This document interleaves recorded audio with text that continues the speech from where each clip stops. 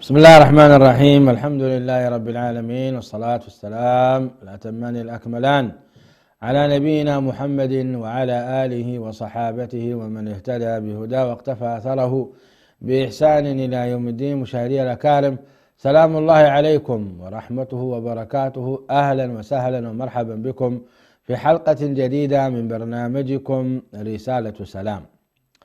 ما زلنا نتمتع نحن إياكم بهذه الرسائل العظيمة من سيرة حبيبنا محمد صلى الله عليه وآله وسلم، ومن هديه الطيب المبارك عليه الصلاة والسلام، الذي قال الله عز وجل فيه: لقد كان لكم في رسول الله أسوة حسنة لمن كان يرجو الله واليوم الآخر. نسأل الله تعالى مشاهدي الأكارم أن يجعلنا ممن يرجو الله واليوم الآخر.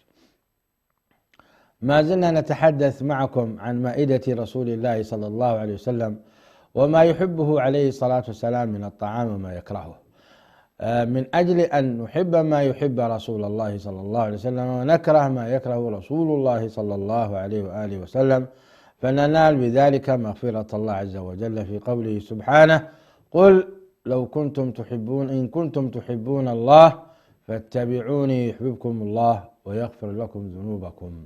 الآية الكريمة. وكان صلى الله عليه وسلم يحب الخل. فعن طلحة بن نافع أنه سمع جابر بن عبد الله رضي الله تعالى عنه يقول: أخذ رسول الله صلى الله عليه وسلم بيدي ذات يوم إلى منزله، فأخرج إليه فلقا من خبز، فقال: ما من أدم، يعني هل عندكم من أدم، من إدامات يعني؟ فقالوا: لا، إلا شيء من خل. قال: فإن الخل نعم الأدم. قال جابر: فما زلت أحب الخل منذ سمعتها من نبي الله صلى الله عليه وسلم. وقال طلحة: ما زلت أحب الخل منذ سمعتها من جابر رضي الله تعالى عن الجميع. رأيتم مشاهدي الأكارم كيف الصحابة كانوا يحبون الشيء مباشرة منذ يعرفون أن رسول الله صلى الله عليه وسلم يحبه. فإذا أحب رسول الله صلى الله عليه وسلم شيئا فإن الصحابة يحبوه فورا. ومن أراد أن يلحق بهذا الركب الطيب فليحب ما يحب، لقول أنس: قال النبي عليه الصلاة والسلام: المرء مع من أحب. فقال: ما فرحنا بشيء ما فرحنا بكلام رسول الله صلى الله عليه وسلم: المرء مع من أحب. فإننا نحب الله ورسوله، ونرجو أن نكون مع رسول الله تبارك وتعالى في الجنة.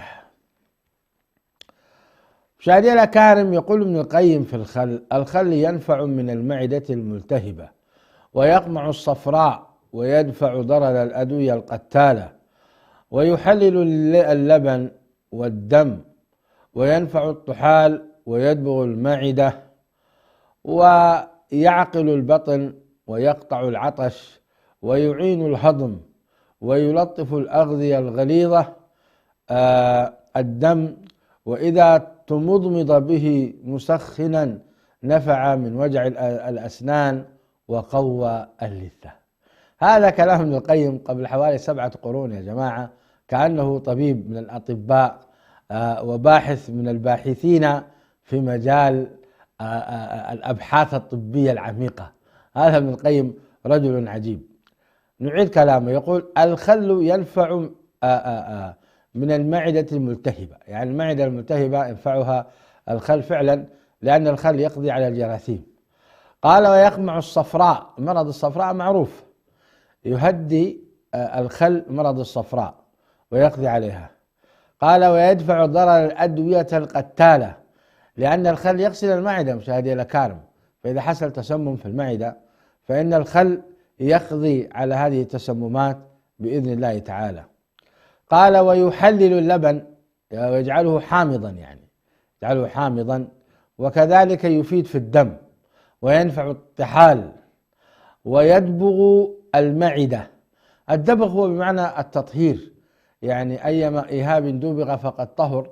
فإن إذا شربت الخل في معدتك فإن الخل ينظف المعدة، من الجراثيم والأوساخ العالقة بجدرانها الخل.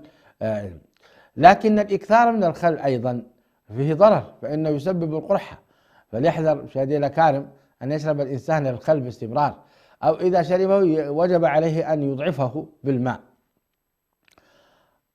قال ويعقل البطن ويقطع العطش. هذه فائدة عظيمة، أن الخل يقطع عطش الإنسان، ولعل هذا يفيد مرضى السكري الذين يعطشون باستمرار بسبب السكر لا بسبب عدم وجود الماء في بطونهم، فتأتي إلى مريض السكر يشرب من هنا الماء وعزكم الله يتبول من ها هنا، وهكذا لا يرويه كراتين من المياه، لا ترويه أبدا. فيقول ابن القيم الخل يقطع العطش، فيوقف هذا المد السيل من المياه ويعينه إن شاء الله على القضاء على العطش. قال ويعين على الهضم، يعني فعلا لأن الخل عبارة عن مواد قوية تقضي على الأطعمة، فيساعد المعدة على الهضم. ويلطف الأغذية الغليظة، الأغذية الغليظة مثل اللحوم، لحوم الجمال ولحوم الأبقار وغيرها من التي تحتاج إلى مواد حقيقة قوية لإذابتها، الخل يلطفها ويرققها.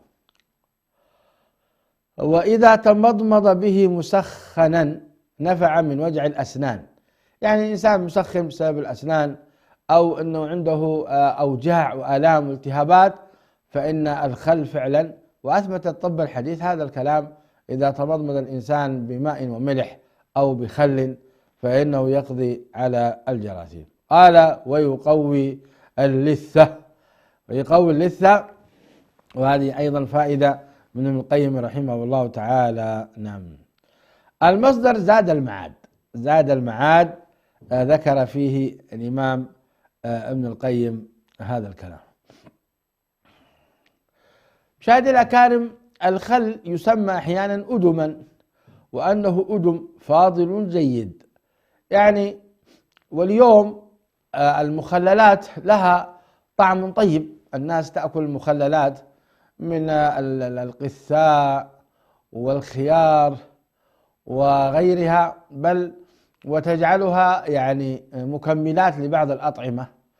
فها هنا أثر عن نبينا عليه الصلاة والسلام أن المخللات وأن الخل بحد ذاته من أطيب الأدم ومن أطيب الأطعمة التي كان يحبها النبي صلى الله عليه وسلم، فعلينا أن نحبها وأن نأكلها بهذه النية، لأن النبي صلى الله عليه وسلم كان يأكلها. وهذا هو حقيقة الفائدة من هذا الدرس، أن نقتفي أثر رسول الله صلى الله عليه وآله وسلم، فإنك إن لم تستفد صحيا فإنك تستفيد معنويا وعبودية لله عز وجل أيضا، لأن الله يأجرك على هذا. تخيل أن النبي عليه الصلاة والسلام يتبع في كل صغيرة وكبيرة، تخيلوا أن جميع المسلمين يتبعون هدي نبيهم عليه الصلاة والسلام في كل صغيرة وكبيرة، سيكون هذا حقيقة هدي عظيم وتسخير كبير وتوجيه عظيم، أن مليار أو مليارين إلا يتوجهون إلى هذا العمل الجليل. وفي هذا أيضا نفع للتجار، لو فقه التجار وفعلا يعني روجوا لمثل هذه المخللات بمثل هذه الأحاديث لباعوا يعني أموالا كثيرة ولا استفادوا، لأن كثير من هذه الأمة أيضا تحب أن تهتدي وأن تقتدي برسول الله صلى الله عليه وآله وسلم. أذكر ذات يوم وأنا في المسجد النبوي الشريف، خرجت فوجدت أحد الشباب الطيبين يبيع كحل، يبيع كحلا من الكحول يعني التي يتكحل بها العين، وليس من شراب الكحول لا، وإنما في حديث عن النبي عليه السلام في الكحل. فأتى هذا الرجل بهذا الحديث وطبعه في بنر، يعني ما يسمونه ببوستر كبير، جعله على يمينه وأخذ يبيع هذه الكحل لكل من خرج من المسجد النبوي الشريف. فتعجبت من هذا واستفدت منه ورجعت إلى الحديث ووجدته فعلا حديث صحيح في كان النبي عليه السلام يتكحل بهذا الكحل المسمى في الحديث الشريف. إذن لو عمل تجار بهذا لفرحوا وفازوا. قال أبو عبيد رحمه الله في التعليق على الأدم: إنما سماه إداما لأنه يصطبغ به، وكل شيء يصطبغ به الإدام يعني مثل الخل والزيت واللبن وما أشبهه، فإنه خلف أو حلف حالف ألا يأكل إداما فأكل بعض ما يصطبغ به فهو حانث.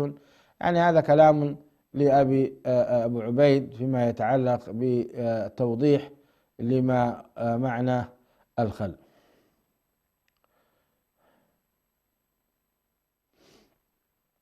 هنا يبينون لماذا كان يحب النبي صلى الله عليه وسلم الخل من الطعام ومن الأدم.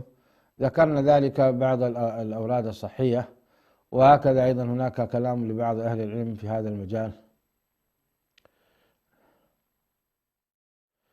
على كل حال نستفيد من أن النبي صلى الله عليه وسلم كان يحب الخل، فنحن نحبه إن شاء الله ونتتبعه بإذن الله تعالى في مائدتنا، وعلى النساء أن يجهزن مائدتهن بما يحب النبي عليه الصلاة والسلام من الأطعمة. قال: وكان صلى الله عليه وسلم يحب الدباء. تعرفون الدباء يا مشاهدي الأكارم؟ إنه القرع، ويقال اليقطين. هذه النبتة العظيمة التي أخرجها الله عز وجل لنبي الله يونس بن متى الذي خرج آبقا، وقال الله عز وجل فيه: وأنبتنا عليه شجرة من يقطين، فأرسلناه إلى 100,000 أو يزيدون. الشجرة هذه لما خرج نبي الله يونس بن متى من قلب الحوت أصبح يعني مريضا، وجلده قد بسبب عدم وجود الأكسجين أصبح جلده أشبه ما يكون بجلد المصاب بالحريق. فشجرة اليقطين كانت حقيقة ما يخرج منها من أنزيمات دواء لهذا النبي المبارك الذي قال الله عز وجل فيه: فلولا أنه كان من المسبحين للبث في بطنه إلى يوم يبعثون. فهذه النبتة، نبتة الدباء، كان النبي عليه الصلاة والسلام يحبها كثيرا. اسمع الحديث. فعن أنس بن مالك رضي الله تعالى عنه قال: إن خياطا دعا رسول الله صلى الله عليه وسلم لطعام صنعه، فذهبت مع رسول الله صلى الله عليه وسلم فقدم إليه قصعة فيها ثريد وعليه دباء، وأقبل على عمله فجعل النبي صلى الله عليه وسلم يتتبع الدباء من حوالي القصعة، فلما رأيت ذلك جعلت أتتبعه فأضعه بين يديه. الله على الصحابة الكرام وأدبهم مع رسول الله صلى الله عليه وسلم. الله. قال: فلم أزل أحب الدباء منذ يومئذ. قال ثابت: فسمعت أنسا يقول: فما صنع لي طعام بعد أقدر على أن يصنع فيه دباء إلا صنع. الله. هذا الحديث مشاهدي الأكارم أخرجه الإمام البخاري ومسلم، يعني متفق عليه. تأمل، أتوقع أن كثير من الناس لا يعرفون هذه الفائدة العظيمة، أن النبي عليه الصلاة والسلام كان يحب الدباء. ولو حللنا مشاهدي الأكارم يعني أكلة الدباء لوجدنا أن فيها فوائد طبية كثيرة، لأن هذا نبي، والنبي يوحى إليه، فلا يأكل شيء ليس فيه فائدة. فلذلك أتوقع لو أن الأطباء بحثوا، وربما يكونون بحثوا، هذا من تقصيري أيضا، أن في الدباء فوائد كبيرة، أنا أجزم بذلك جزما عظيما. نعود للحديث. يقول: إن خياطا دعا رسول الله صلى الله عليه وسلم. وهذا كان دأب الصحابة بجميع مهنهم وأعمالهم ووظائفهم، يدعون رسول الله صلى الله عليه وسلم إلى طعام. وهذا الناس لا يزالون يدعون بعضهم بعضا، وكان عليه الصلاة والسلام يستجيب دعوة من دعاه ويطبق كلامه صلى الله عليه وسلم: وإذا دعاك فأجبه. وهو كامل في التواضع عليه الصلاة والسلام، يجب الدعوة حتى لو كانت مجرد طعام يعني كراع أو أقل من ذلك، فكان عليه الصلاة والسلام يستجيب. وهو اليوم يدعوه خياطا. الخياط معروف، وكان يسمى أيضا قصارا. الخياط يسمى قصار ويسمى خياط.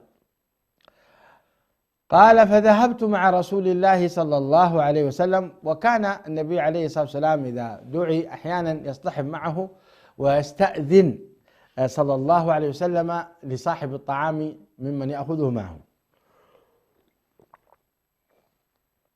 وذات يوم دعاه أحد الصحابة فقال: وهذه، أشار إلى عائشة، يعني أنا أستجيب دعوتك مع هذه، مع عائشة رضي الله عنها وأرضاها. شوفوا كيف التواضع العظيم، وشوفوا محبة النبي عليه السلام لزوجته. فقال الرجل: لا. فقال النبي عليه الصلاة والسلام: إذن لا. فدعاه مرة ثانية. قال النبي عليه الصلاة والسلام: وهذه، على عائشة، يعني أنا وهذه نقبل دعوتك. فقال الرجل: لا. فقال النبي عليه الصلاة والسلام: أنا أيضا لا. الله أعلم لماذا كان الرجل مصر على دعوة النبي عليه الصلاة والسلام. هل لأنه كان يريد النبي عليه الصلاة والسلام في حديث خاص، أو لأن الطعام كان لا يكفي؟ وهذا هو غالبا.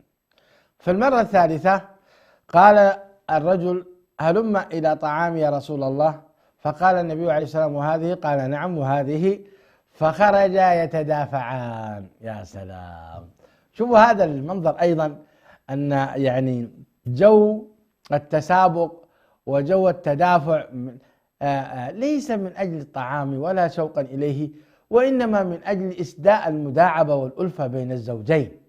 يعني يخرج النبي عليه السلام يتدافع مع زوجته أيهما أسبق، وهي كذلك، يعني هي تشبع غريزتها وعاطفتها تجاه زوجها من التلطف والود والمحبة، وكذلك هو أيضا عليه الصلاة والسلام يعطي رسالة لهذه البشرية أن ما عندك يا أخي من العواطف والمحبة أخرجها إلى زوجتك، وكذلك أنت أيضا إلى زوجك، وأشبع هذه الغريزة حتى تكونوا جاهزين لطاعة الله تبارك وتعالى ولعبادته دون ما يكون هناك أي نقص أو أي انحراف. هنا صاحب أنس بن مالك رضي الله تعالى عنه النبي عليه الصلاة والسلام إلى هذه الوليمة. قال: فذهبت مع رسول الله صلى الله عليه وسلم فقدم إليه قصعة. القصعة هي عبارة عن طبق أو صحن، يعني عميق قليلا وكبير، فيها ثريد.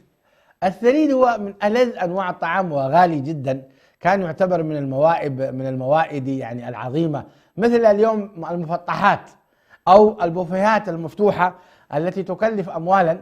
كان هذا الثريد أيضا هو خبز مع مرق مع لحم، خبز ومرق ولحم يسمى ثريد. هذا الطعام من الثريد. هذا الرجل جعل عليه دباء. الدباء اللي هو الاقتماع، أنتم تعرفون الدباء، في أحد ما يعرف الدباء؟ الدباء بكل لغات العالم يبدو أنه اسمه دباء، ويسموه القرع، ويسمونه يقطين. ثم أقبل الرجل على عمله، وأخذ النبي عليه الصلاة والسلام يأكل الطعام هو وأنس. وهذه من العجائب أيضا، يعني كيف تترك الضيف يأكل وحده؟ لعل هذا كان جائزا في زمنهم، أو لأن الطعام كان قليلا لا يكفي. على كل حال هذا احتمال واحتمال، المهم، أو ربما يكون الرجل مشغول ولا بد له أن ينهي عمله ومرتبط بوقت ما. فكان على كل حال يأكل النبي عليه الصلاة والسلام. أين الشاهد؟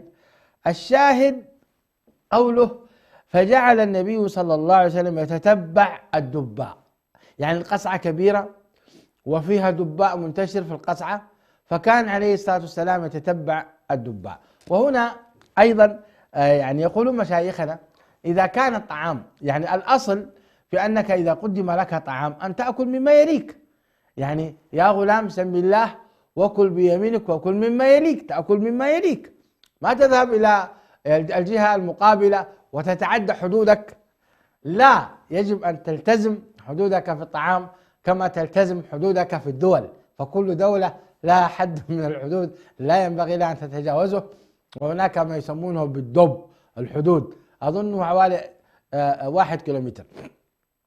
في الأكل أيضا تلتزم حدودك، يعني تأكل في الجهة التي يليك، إلا إذا كان الطعام أنواع، فإذا كان الذي أمامك ليس، الذي بعيد عنك ليس مثل الذي أمامك، فيجوز لك أن تقتطع منه قطعة مما يعني تشبعك وتملئ عينك.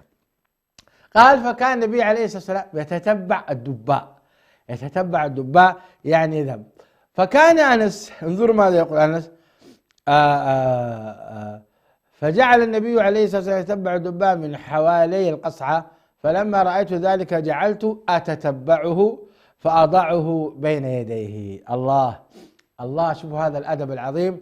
فلما رأى النبي عليه السلام يفعل ذلك قام بهذه المهمة أنس بن مالك، جمع جميع الدباء ووضعه أمام النبي صلى الله عليه وآله وسلم. مشاهدينا الكرام، فاصل ثم نواصل معكم هذا الحديث العظيم حتى نخرج اليوم ونتغدى إن شاء الله الدباء.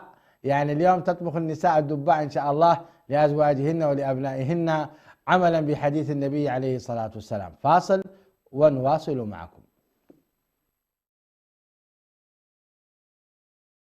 السلام عليكم. شفتم يا مشاهدي الأكارم، هذا هو هدي النبي عليه الصلاة والسلام في حبه للدباء. وقد قال أنس بن مالك قال كان النبي صلى الله عليه وسلم يحب القرع وهو الدباء. هذه الرواية بهذا اللفظ أخرجها ابن ماجه وصححها الألباني في سنن ابن ماجه. إذن تبين لنا حب النبي صلى الله عليه وسلم للدباء. قال ابن القيم رحمه الله: واليقطين المذكور في القرآن هو نبات الدباء، وثمره يسمى الدباء والقرع وشجرة اليقطين كما ذكرنا لكم سابقا. قال العلماء: ويحتوي القرع على فوائد غذائية وطبية عظيمة، وقد اكتشف العلماء حديثا في القرع مركبات تعمل على تنشيط الخلايا الدماغية وتنمي التلافيف المخية المسؤولة عن الاستيعاب والذكاء. رأيتم مشاهدي الأكارم، لم يكن النبي عليه السلام ليأكل طعاما ليس فيه فائدة. وهذه السنة النبوية العجب والعجاب منها أنها جاية مع الفطرة تماما.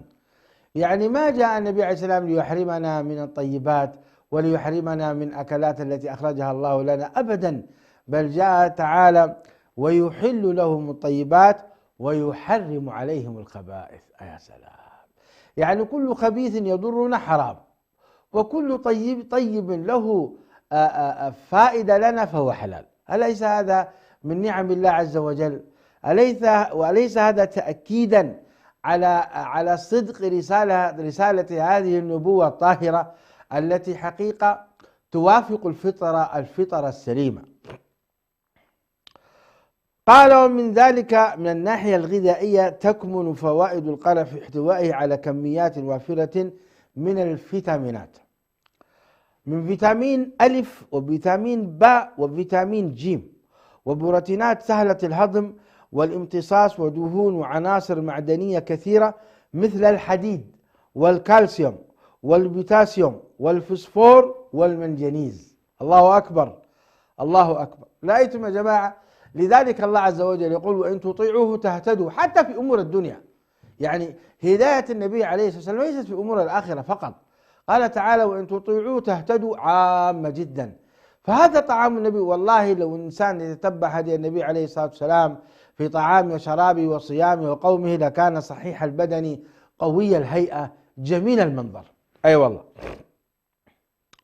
قال: وقوله في الحديث: فرأيت النبي صلى الله عليه وسلم يتتبع الدباء حوالي القصعة، يحتمل أمرين: من حوالي أي جانبه وناحيته من الصفحة لا من حوالي جميع جوانبها، أن يكون من جميع جوانبها، وإنما النهي ذلك لئلا يتقذر جليسه، ورسول الله صلى الله عليه وسلم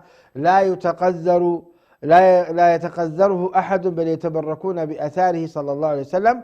والاحتمال الثالث الذي ذكرناه بأن إذا كان الطعام أنواعا فيجوز لك أن تقفز لنصيب صديقك وتلاعبه في ذلك أيضا. نعم، هذا كذلك من ما استثناه العلماء الكرام جزاهم الله خيرا. ما زلنا مع مائدة رسول الله صلى الله عليه وسلم التي تتفق مع الفطرة. قال: وكان صلى الله عليه وسلم يحب الحلوى والعسل. الله، كان يحب عليه الصلاة والسلام الحلوى والعسل. من ما يحب الحلا اليوم يا جماعة؟ حرمونا منه الأطباء وحرمونا منه مسؤولية تغذية. لا تكثر من الحلوى، أنت عندك سكر. لا تكثر من العسل، انتبه. لا تأكل من التمر إلى 3 حبات. أنا أعلم أن هذا كله من أجل الصحة والعافية، لكن هذا النبي عليه الصلاة والسلام كان يحب الحلوى. هذا حقيقة أثر يحتاج إلى تثبيت. الحلوى أي الحلو، وهي كل حلو يؤكل. وقال الخطابي: اسم الحلوى لا يقع إلا على ما دخله الصنعاء. فمحلات الحلوى هي اليوم أكثر بيعا، يعني بفطرة الإنسان يحب الحلا. وهذا النبي عليه الصلاة والسلام أيضا يحب الحلا صلى الله عليه وسلم، ويحب العسل عليه الصلاة والسلام.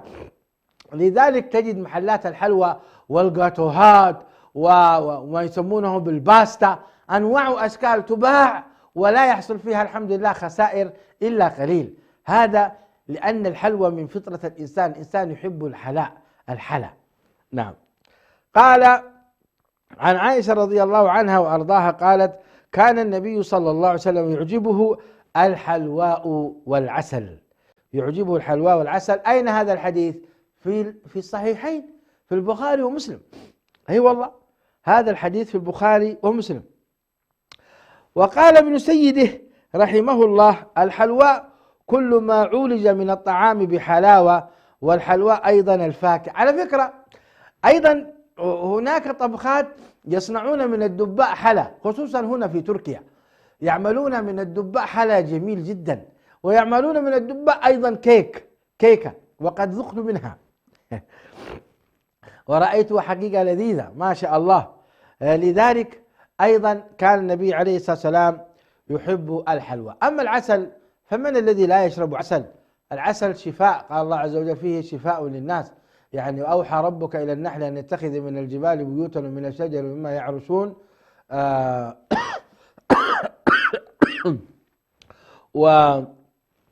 والعسل على أنواعه وأشكاله وشفاء. فمن أنواع العسل ما يكون شفاء لقرحة المعدة، ومن أنواع العسل ما يكون شفاء للوزتين إذا التهبتا، وهناك من أنواع العسل ما يكون شفاء لضعف الجنس. هناك أنواع، يعني العسل حقيقة نعمة من نعم الله تبارك وتعالى، أنزله الله عز وجل للناس، فيه شفاء للناس. والآية مطلقة: فيه شفاء لكل الأمراض. وإن كان الأطباء هنا يفصلون في فوائد العسل وأنه شفاء لبعض الأمراض لا دونها، لكن الآية الكريمة واضحة بأنه شفاء من جميع الأمراض، وخاصة الذين يعانون من الضعف الكلوي ويعانون من الكبد ويعانون أيضا من البنكرياس وما إلى ذلك. فإن العسل الاستمرار عليه حقيقة يعتبر واجب من واجبات هذا العصر الذي يعني ابتلينا فيه حقيقة من أنواع شتى من الأمراض. بل حتى مرض كورونا 19 كوفيد 19 ما يسمونه بكوفيد 19 من أفضل أنواع العلاج له العسل الصافي عند الريق. الإنسان يشربه ويشرب معه حبات من حبة السوداء بالإضافة إلى بعض الأمور من هذا، فإنه حقيقة يكون مفيدا جدا. وهذا النبي عليه الصلاة والسلام كان يعجبه الحلواء والعسل، تنص على ذلك أمنا عائشة رضي الله عنها وأرضاها. كثير من الناس حقيقة يتساهل في تناول العسل بشكل مستمر، يتناوله عند الحاجة فقط، وهذا في الحقيقة خطأ. العسل يجب أن يكون متواجد في كل بيت. فإذا كان النبي عليه الصلاة والسلام يقول تمر بيت ليس فيه تمر جياع أهله، فالعسل أقول لا يقل فائدة عن التمر. فإذا كان التمر فيه كل الفيتامينات التي تنبتها الأرض، فإن العسل كذلك فيه فيتامينات كثيرة جدا، فبالتالي ينبغي على الإنسان أن يكون عنده عسل. هناك كلام ولغط كثير بين العسل المغشوش والعسل الأصلي وكيفية التعامل معه. الإنسان على كل حال فطن ذكي يستطيع أن يجلب العسل النظيف الصافي من خلال علاقاته ومعارفه. وحتى قال بعض الأطباء حتى العسل المغشوش بعض الشيء هو مفيد أيضا. فإذا كان النحل يتغذى من بعض السكريات فإن غذاءه أو فإن فضلاته مفيدة أيضا. لا شك أن العسل أنواع حتى في فوائده، لذلك الله عز وجل قال أن نتخذ من الجبال بيوتا، فقالوا أفضل أنواع العسل الجبال، عسل الجبال أفضل شيء، من الجبال بيوتا ومن الشجر ومما يعرشون. فآخر شيء من أضعف أنواع العسل هو مما يعرشون، ويعتبر مما يعرشون أيضا من أنواع العسل المفيدة. إذن مشاهدي الأكارم، الحقيقة هذه السنة النبوية المباركة التي تتفق مع الفطرة، فإن بفطرة الإنسان يحب كل شيء حالي تتشرب إليه النفوس. طبعا الأصل في هذا تطبيق القاعدة الربانية التي تقول وكلوا واشربوا ولا تسرفوا إنه لا يحب المسرفين. فيجوز الإنسان أن يشبع غريزته من شهوة الطعام دون إسراف ولا مخيلة.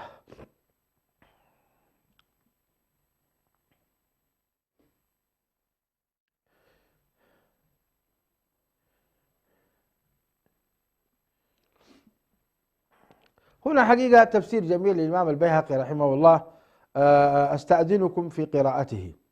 قال الإمام البيهقي عن أبي سليمان الخطابي قال: قول عائشة كان يعجبه الحلوى ليس على معنى كثرة التشهي لها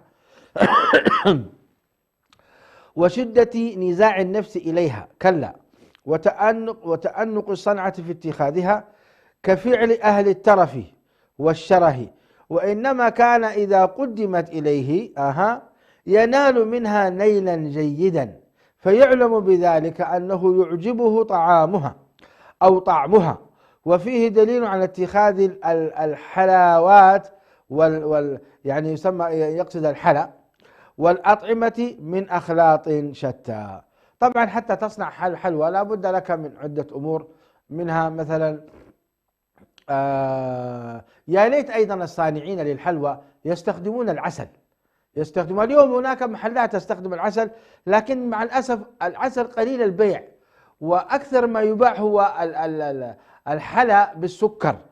والسكر طبعا تعرفون أنه مضر، كلما خففنا منه مشاهدي الأكارم فهو الأفضل. والعسل الأصلي حينما يخلط بالحلوى يكون أكثر فائدة وأقل ضررا.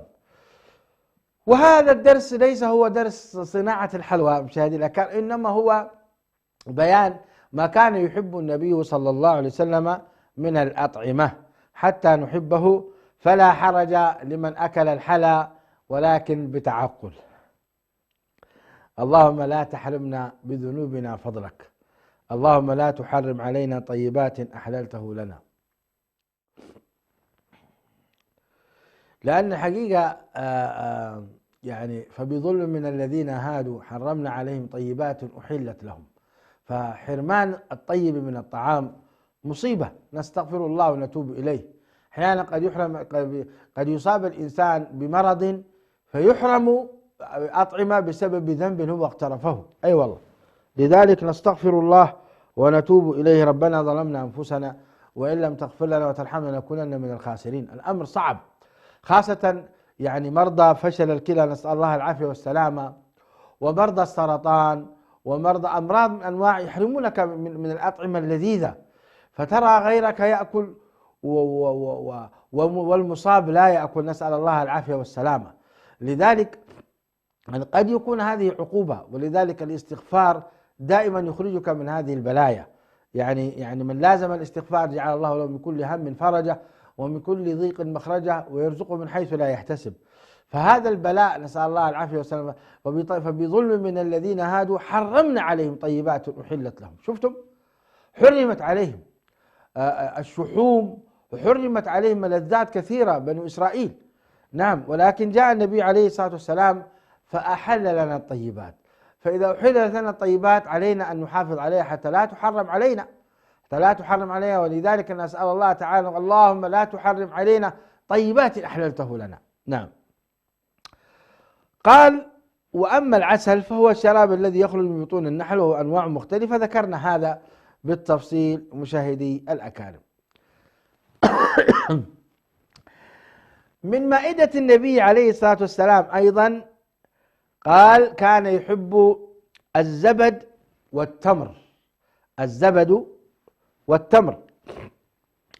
فعن ابن بسر السلميين رضي الله تعالى عنهما قال: دخل علينا رسول الله صلى الله عليه وسلم فوضعنا تحته قطيفة لنا صببناها له صبا فجلس عليها. يا سلام، رضي الله عن الصحابة واحترامهم لرسول الله صلى الله عليه وسلم. ترى لو كان قد جاءنا النبي عليه الصلاة والسلام كيف كنا سنستقبله وأين كنا سنضعه صلى الله عليه وآله وسلم. اللهم صل وسلم وبارك على نبينا محمد واجمعنا به في دار كرامتك. قولوا آمين آمين. وأنزل الله عز وجل عليه الوحي في بيتنا وقدمنا له زبدا وتمرا وكان يحب الزبد والتمر. ما معنى الزبد مشاهدي الأكارم؟ قال: ما يستخرج بالمخض من لبن بقر أو غنم. اليوم احنا نسميه اشبه ما نسميه بالسمن، يعني لما يخض اللبن يخرج هناك زبد. هذا الزبد هو السمن يبدو لي، والله أعلم. فكان النبي عليه الصلاة والسلام يحب السمن بمعنى الزبد الذي يخرج من اللبن. نعم، كان صلى الله عليه وسلم يحب ذلك ويحب التمر أيضا. الحديث مرة أخرى قال: دخل علينا رسول الله صلى الله عليه وسلم فوضعنا تحته قطيفة لنا صببناها له صبا، يعني مخدة يجلس عليها النبي عليه السلام، صنعها له صناعة طيبة باهتمام بالغ فجلس عليها. وأنزل الله عز وجل عليه الوحي في بيتنا. هذا بيت مبارك إذ نزل عليه الوحي. يا سلام، حينما يكون بيتك مليء بالخير بعيد عن الشر، ليس فيه تصاوير المغنيين والمغنيات، وليس فيه يعني والعياذ بالله من التماثيل. بعض الناس بيته إذا دخلت عليه تجد على يمينك صنما وعلى يسارك يعني تمثال لأسد، وأخرى لعبة كبيرة دب، وثالثة ما تستطيع ترتاح. ولا لمثل هذه البيوت تدخلها الملائكة في الحقيقة. ولذلك لما دخل الجرو هو صغير الكلب في بيت إحدى الصحابة، ما رضي النبي عليه الصلاة والسلام أن يدخل، لأن لا يجتمع ملك مع كلب مع جرو. وهكذا مشاهدي الأكارم، إذا كان البيت طاهرا يذكر الله عز وجل فيه فإنها تدخله الملائكة وينزل عليه الخير. احرصوا أن تكون بيوتكم بيوت خير وراحة واطمئنان حتى يعني تسكنها الملائكة وتخرج منها الشياطين. قال: وأنزل الله عز وجل عليه الوحي في بيتنا وقدمنا له زبدا. هنا الشاهد وتمرا، قدمنا له زبدا وتمرا وكان يحب الزبد والتمر عليه الصلاة والسلام، أي كان يجمع بينهما في الأكل، لأن الزبد حار رطب والتمر بارد يابس، ففي الجمع إصلاح كل بالآخر. هذا تفسير لبعض العلماء إلى هذا المعنى.